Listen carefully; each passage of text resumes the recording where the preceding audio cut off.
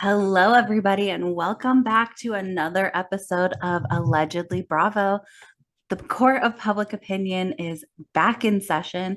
I'm your host slash judge, Lauren. Allegedly Bravo is your number one source for entertainment law and news for entertainment law.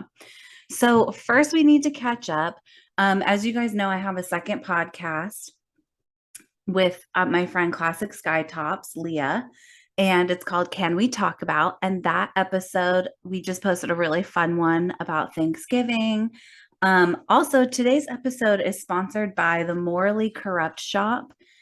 Use code allegedly in the Morally Corrupt Shop Etsy store for 20% off. Today's episode is going to be about Taylor Swift and the Eras Tour and how that whole debacle started such a crazy fiasco, resulting in litigation. I don't know, legislation. I don't know. I guess we'll find out. But first, we need to talk about Real Housewives of Beverly Hills because there's a lot going on there. The first thing I want to talk about is the fact that Erica Jane returned the wrong earrings. Excuse me? So, what I'm understanding here is that Erica Jane was supposed to turn in, remember those earrings that were the subject of that whole lawsuit with the victims and the orphans and the widows? And Erica Jane was supposed to return the earrings, and then they were on appeal for legal reasons, which you can see. My pronouns are she, her. I'm for all of our listeners on the podcast, I'm also live streaming this on TikTok. So if you'd like to catch this over on TikTok, I'm going to try to go live around 2:33 o'clock on Sundays and record the episode. So just wanted to let you know that. So the story that I heard about these earrings is that Erica Jane was supposed to, return the earrings. We did the episode on it last week, and word on the street, according to Ronald Richards, at Ronald Richards, is that she didn't do that. She turned in a different pair of earrings. So, yes, that is true that the original earrings, they were stolen in 2007. So, that's a good question. I was wondering if that's what Ronald Richards was talking about, because if you listen to our last episode, we talked about how Erica had those earrings, they got stolen, and then the earrings that she's wearing now are replacement earrings.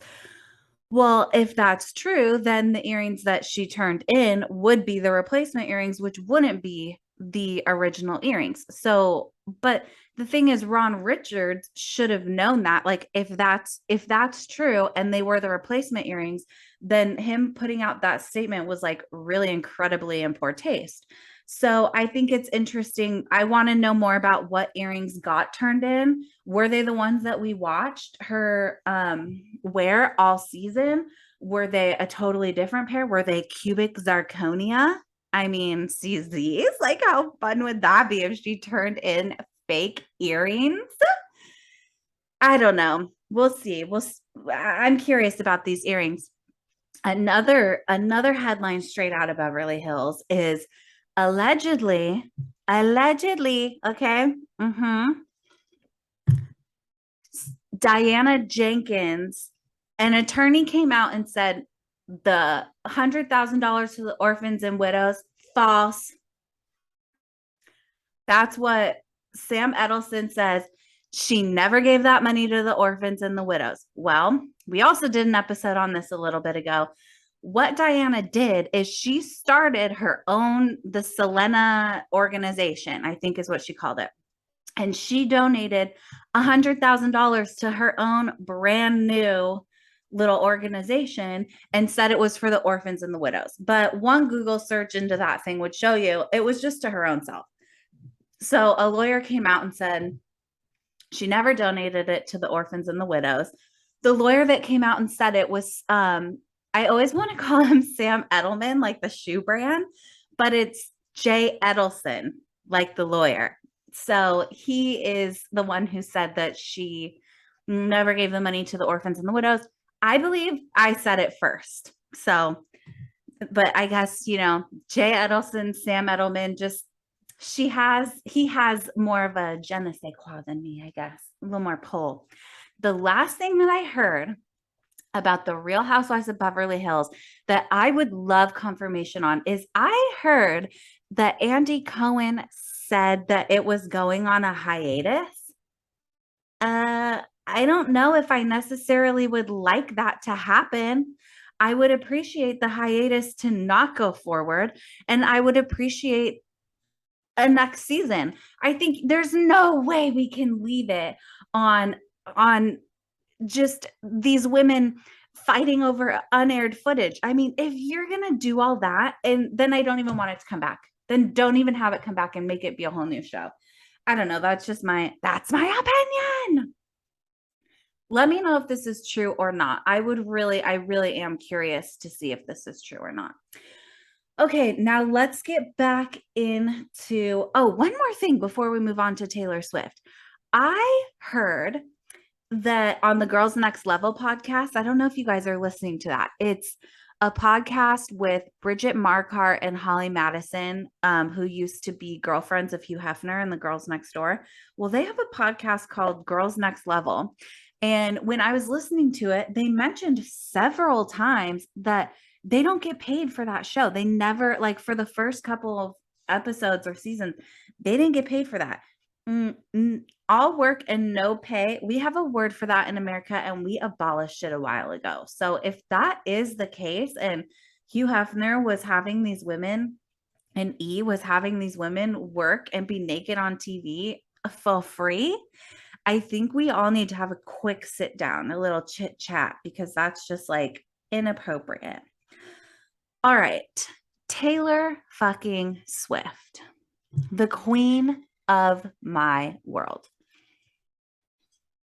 So Taylor Swift just shattered records everywhere. She blew up the whole world and really changed my life for the better. Okay.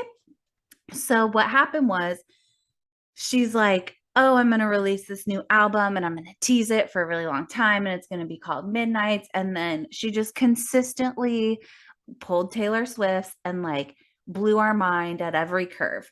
Well, at her most recent blowing our mind at every curve, she's like, and I'm going to do a tour called the Eras Tour where I'm just going to sing everything. So does this mean we're getting all the re-records before this Eras Tour? I would hope so, because, right? I mean, I think I want her to sing them all. Well, she announces this big old tour, and of course, there's only like one place to get tickets, right? Ticketmaster. So there's all these ways that you can get tickets. You can get a Capital One card, you can do a verified fan, or you can, like, I don't know, be a billionaire. So I was very lucky. I mean, really, honestly, the fates were on my side because I was having the worst day of my life. It was the day that Miss Heidi ran away. The dog ran away overnight. Well, later that night, I thought I was kicked out of line because the queue kept freezing or pausing or whatever. Turns out I wasn't kicked out of line. I was simply on pause. I mean, put me on pause, Andy. And they put me on pause, but the queue opened back up and I was able to get 3 tickets to the Taylor Swift concert. Hello, I'm so excited, right? Well, unluckily for a lot of other people, they didn't get tickets to the Taylor Swift concert. And this is where the fiasco begins. So when Midnights debuted, it debuted as #1 on the Billboard 200. Okay, I don't even care if it was the Billboard 100 or the Billboard 10. It was #1.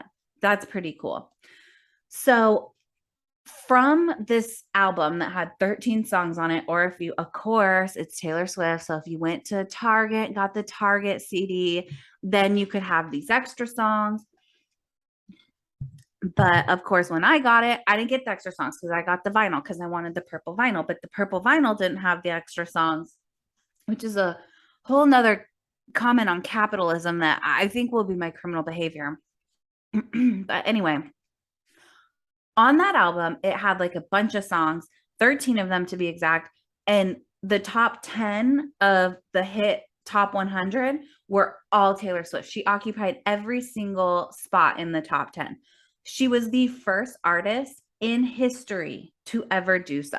Okay, this is like mind blowing. So, of course, this creates a huge, unprecedented demand for these concert tickets. Like, everybody wants these concert tickets now, right? Well, this is not just a concert for the Midnight's album. This is the Eras tour. And it's the first concert she's given in the last 5 years. And in between her Reputation tour and this tour, she's released 4 studio albums: Lover, Folklore, Evermore, and Midnights, and re-recorded 2 of her earlier works, which is Red and Fearless. So we're still waiting on Debut, Speak Now, 1989, and Reputation and Lover re-records. Maybe we'll get them, maybe we won't. I don't understand how we couldn't get these song re-records, because we got to have something to sing in the Eras tour, or else it's like not eras, right? It's like the 2 eras that we have and the 4 new ones, which I guess is a lot. And I shouldn't be complaining, but I always want a little more. So critics everywhere have been warning against Ticketmaster's dominance in this industry for years and years and years.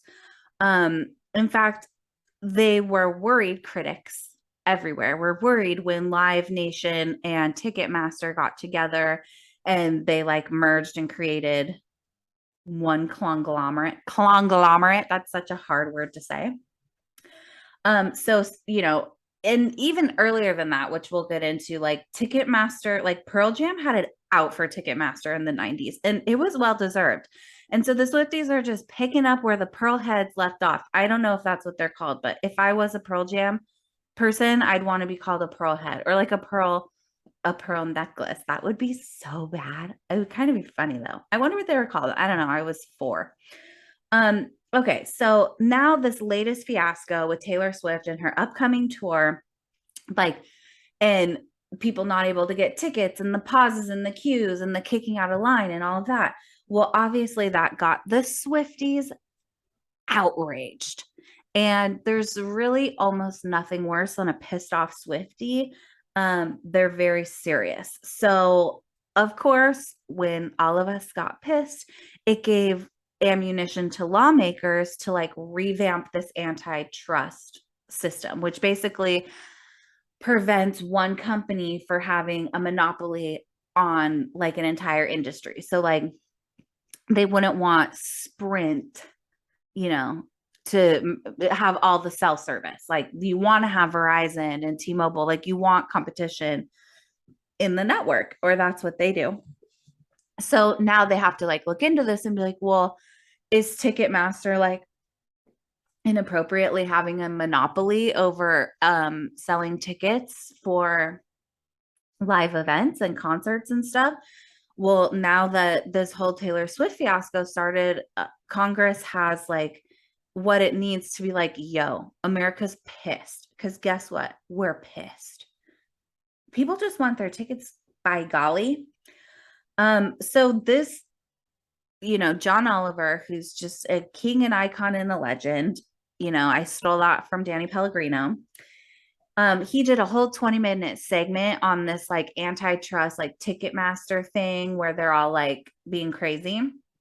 And his 20-minute rant was like all about how Ticketmaster is the largest ticket broker ever, and its parent company, Live Nation, those 2 together are all to blame for the price gouging, astronomical fees, and withholding of concert tickets. So he said that this is John Oliver's alleged that there are 3 reasons why Ticketmaster, and like why people are paying so much more through Ticketmaster these days by like using those services.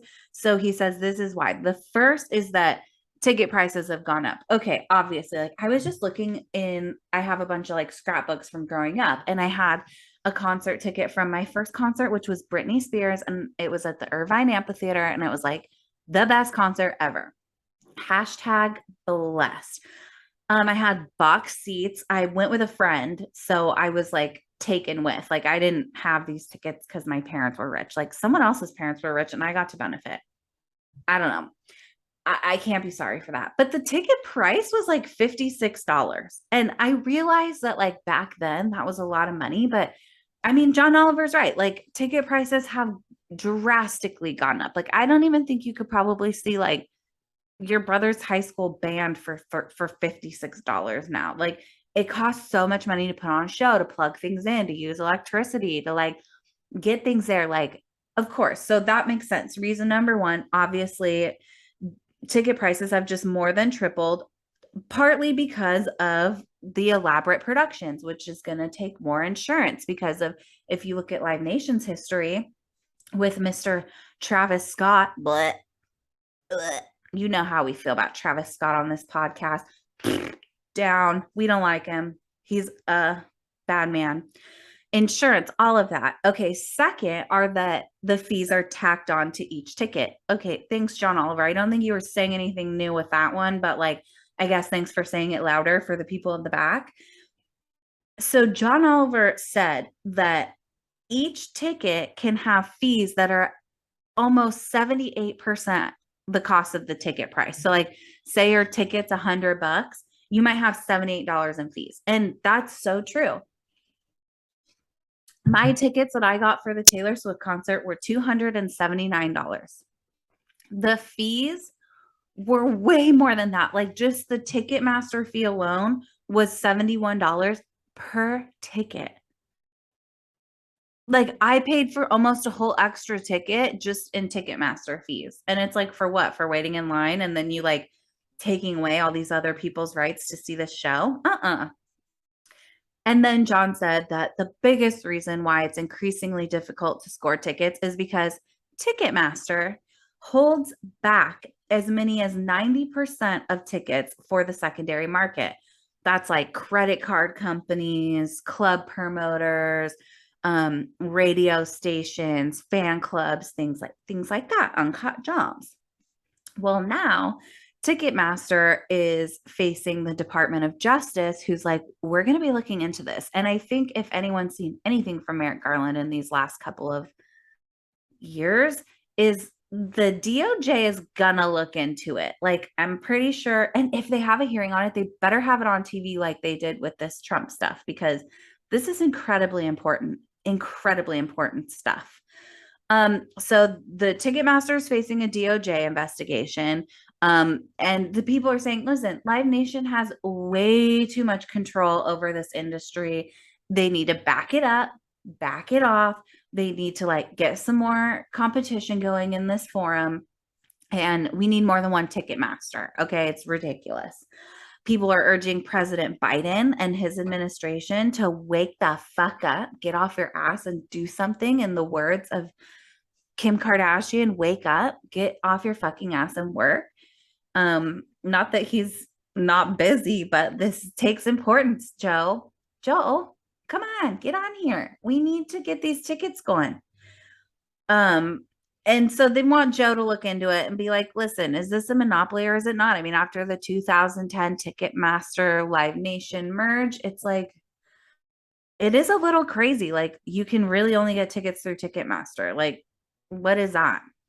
Even if you go to the movies, like you could pick AMC or Regal or whatever else. Like, I don't know what other movie companies there are out there, but I know that there's at least two.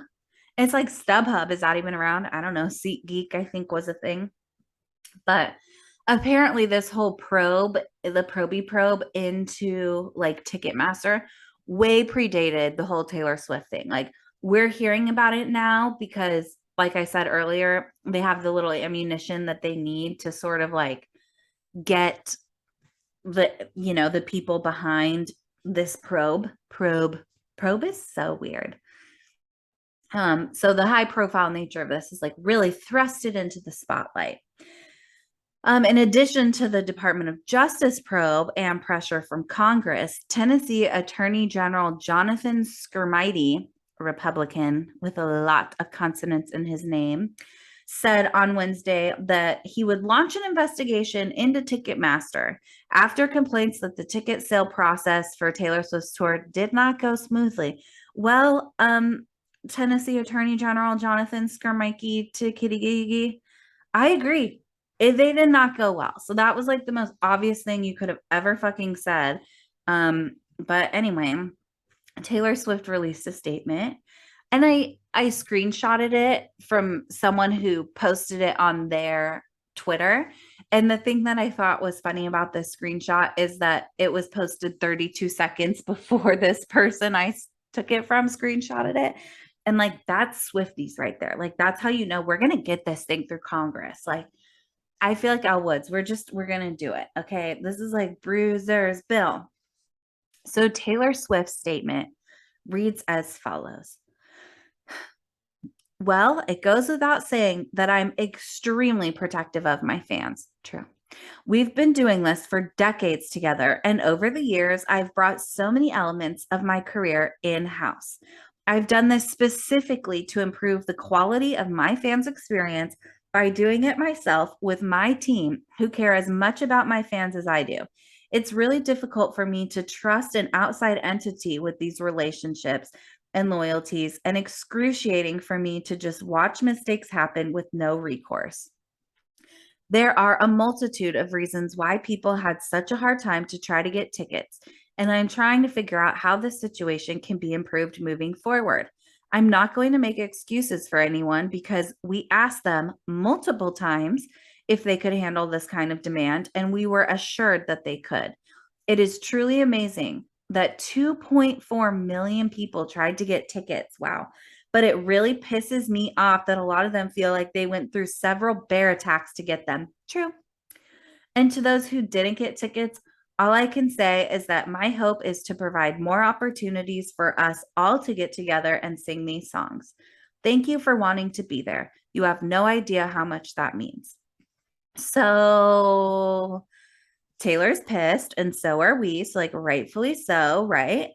But how did Ticketmaster fuck this up so bad? Like, Taylor's apologizing for everyone, but really, Ticketmaster is the one that fucked all this up. So, what did they do? Well, before tickets were available to the public, obviously Ticketmaster had to know. I mean, if you just look and see how many number one fucking songs or number 1 through 10 songs this woman had from her last album, you would be able to know that you're probably going to sell a lot of fucking tickets to this little shindig, right?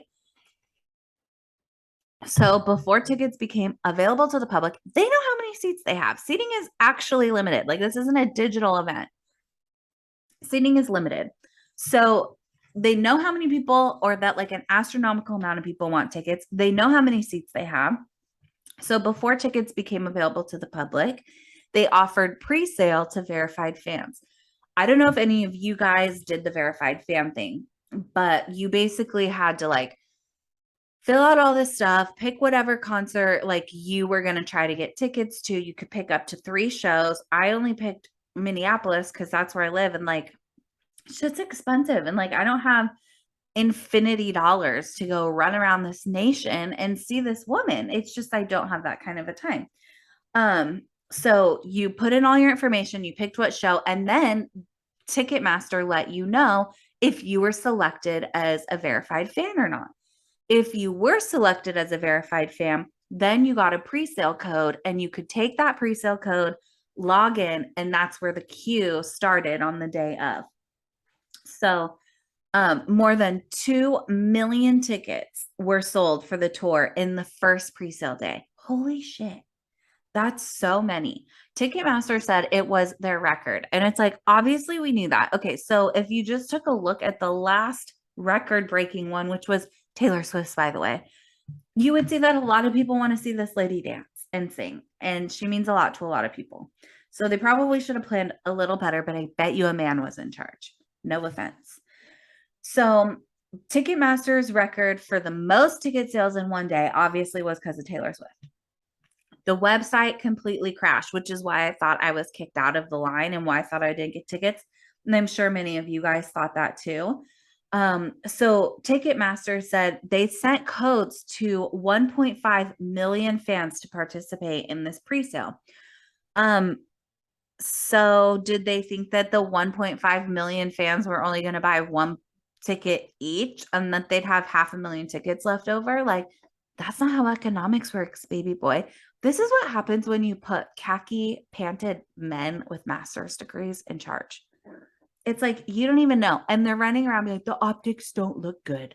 Yeah, the optics don't look good, Steve. Okay. They don't look good. They don't look good. So they said that then 200, no, no, 2 million additional people were put on the wait list for tickets after the 1.5 million went on sale. They're already out of tickets. I mean, there's not that many seats. So, way to go. You fucked it up. The company said it decided on the amount of people in each group based on the data of the fans participating and buying tickets. So they looked at like the data in the past and were like, oh, this many people bought tickets last time, so we should have enough for this many. Okay, well, they didn't look hard enough because they didn't have enough. They weren't prepared. And they should know that, like, after such a long time, people are really going to want to see this show. I don't know. So on Thursday, Ticketmaster was like, you know what? We're just going to cancel this whole thing. We're just going to cancel it.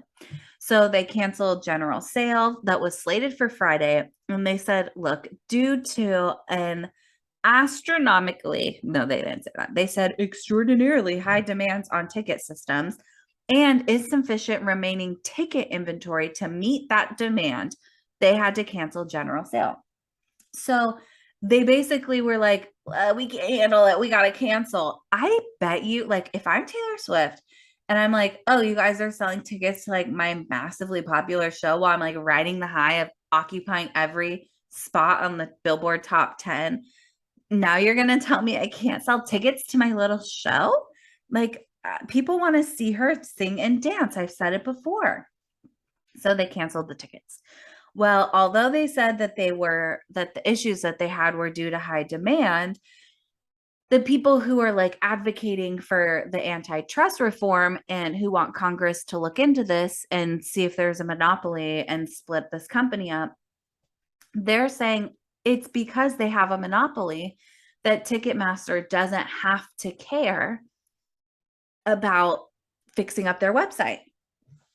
Like, when there's a competitive market, the people who are in the market want to like make their website better. Like, oh, well, you know, my Wi-Fi is faster than your Wi-Fi. I'm like, join this network because they go faster and this and that. Well, if Ticketmaster is the only one selling the tickets, they're like, yeah, I mean, we'll just like hire a few more people, whatever, clickety clack. There's no incentive to like become better. They can just rest on their laurels. And I don't think that's a good place to rest. So Ticketmaster released a statement. It was a very long one, and I'm going to read it. And if I get tongue-tied, sorry. Ticketmaster's statement is as follows. As we have stated many times in the past, which is already, we're not starting off on a good foot. If you're starting off your apology by being like, listen, we've said it before, we'll say it again,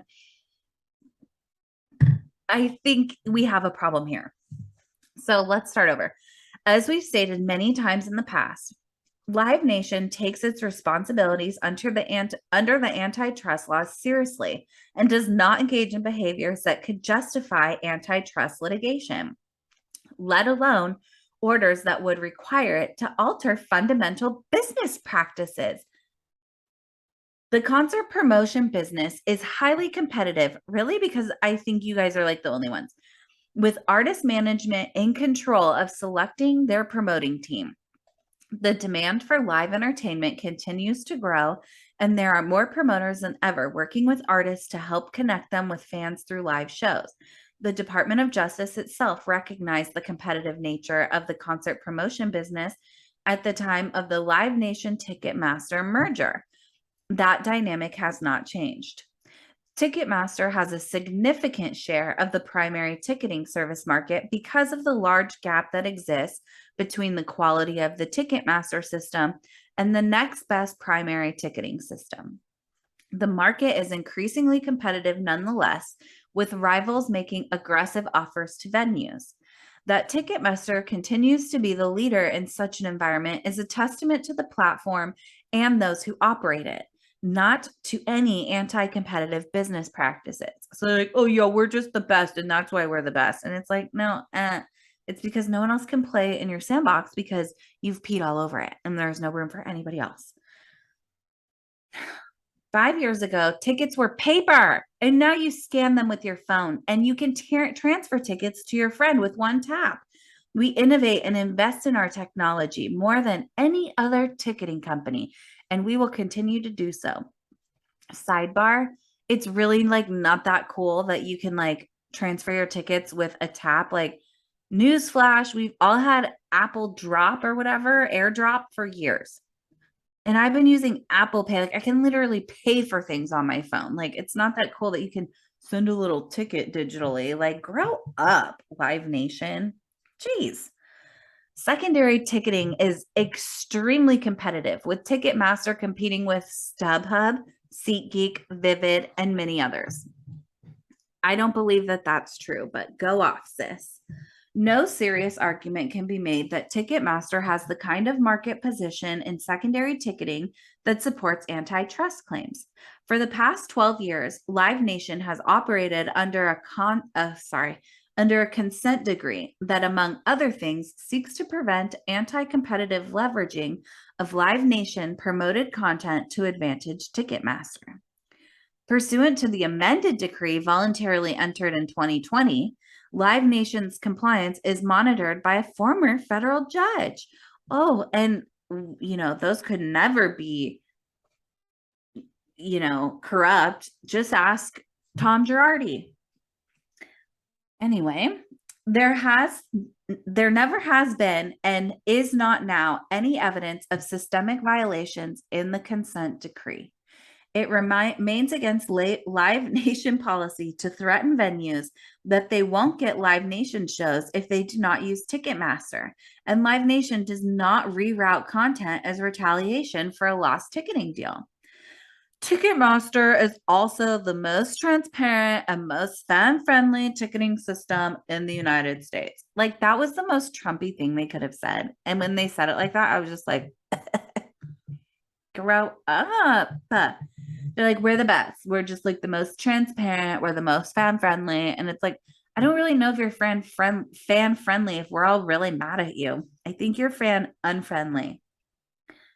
Okay, Ticketmaster, according to them in their statement that's still going on, Ticketmaster does not set or control ticket prices, strongly advocates for all-in pricing so that fans are not surprised by what tickets actually cost, and is the undisputed market leader in the ticket security and fighting bots. Okay, did Diana's counsel write this? It sounds like it. Ticketmaster also does not embrace deceptive and questionable secondary ticketing practices prevalent on rival sites such as speculative ticketing. We are proud of the work we do across both concerts and ticketing, and will continue to work to improve and support the live events industry. Okay. It's like, say less. Why did they have so much to say there? They really should have stopped. So anyway, that really wasn't true, because what actually happened was in 2019, the DOJ did find that Ticketmaster had violated the provisions in their consent decree that was crafted at the time of the merger. The department entered into a new agreement with the company, extending the decree to 2025 and adjusting the language. And that's what they were like, oh, we never violated it. Maybe you didn't violate the new one, but you violated the old one. So the never thing's like not good. Okay. And the most iconic Democrat from Minnesota, besides myself, is Amy Klobuchar, who says, as the chairwoman of the Senate Judiciary Antitrust Subcommittee, she sent a letter to Michael Rapino, who's the president and CEO of Ticketmaster Live Nation. And she was pressing him on concerns over the anti-competitive behavior. Good for her. Love that. And just so you know, this is not the first artist, like we've talked about before. This is not the first artist who's tried to come up against Ticketmaster. In fact, Pearl Jam, the Pearlers, the pearl necklaces, they came up against Ticketmaster for literally almost the same exact reason. So this is according to Rolling Stone magazine. They said that America's most powerful rock band thought it had Ticketmaster in its sights this year, which was 1994, by the way, was when this article was written. By swearing off the ticket giant during their summer tour, Pearl Jam tried to crack Ticketmaster's dominance in the concert business.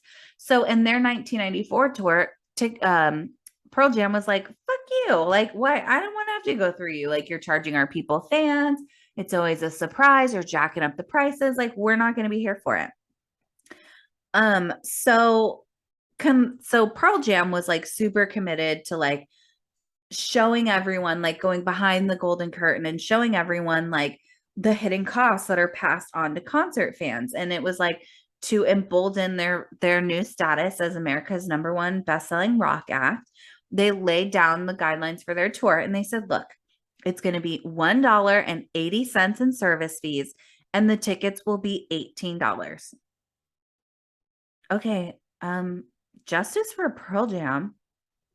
Maybe everyone should have $18 tickets. Well, after that, the Department of Justice got involved. And so Pearl Jam was like, you know what? We're actually not going to go on tour because we have to go fight for justice in the Department of Justice. And so Pearl Jam was like, okay, we'll be involved in your little antitrust thing against Ticketmaster because it is the right thing to do. So there was a whole federal investigation that Ticketmaster had a monopoly. Well, another problem that Pearl Jam exposed was that Ticketmaster's exclusive contracts weren't visible to consumers until Pearl Jam like showed everyone and was like, look,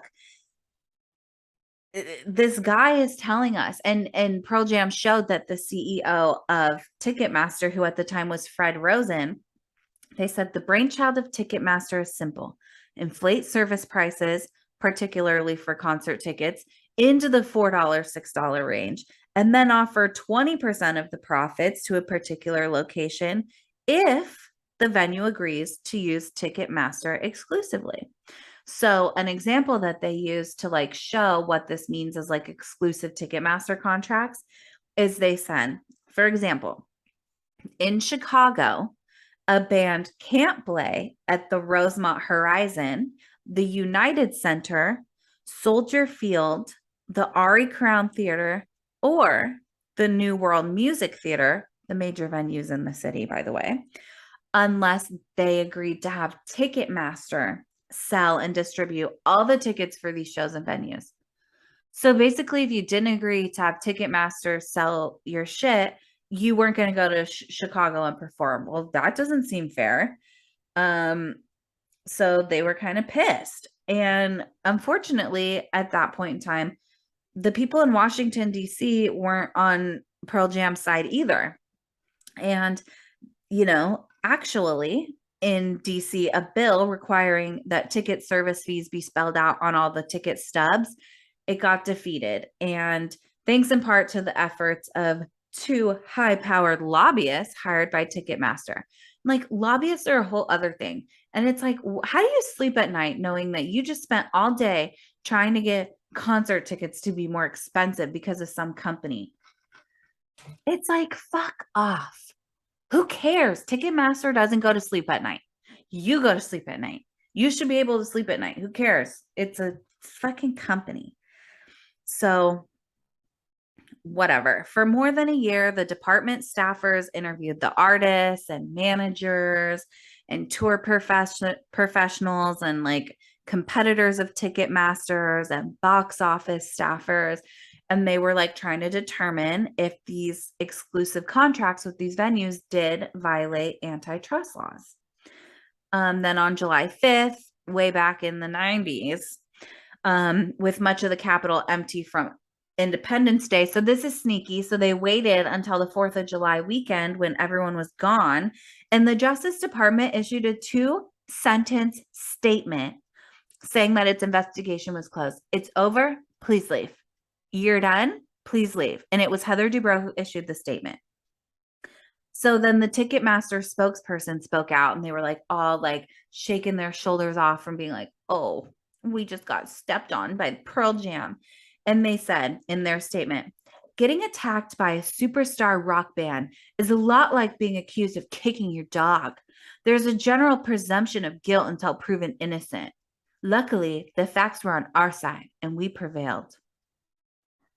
Can you imagine being like, yeah, being accused of hijacking ticket prices is a lot like being accused of kicking your dog. Like, no, stealing and animal abuse are a bit different, Fred. I can't even believe these people. Who puts them in charge? Whatever. Well, most recently, according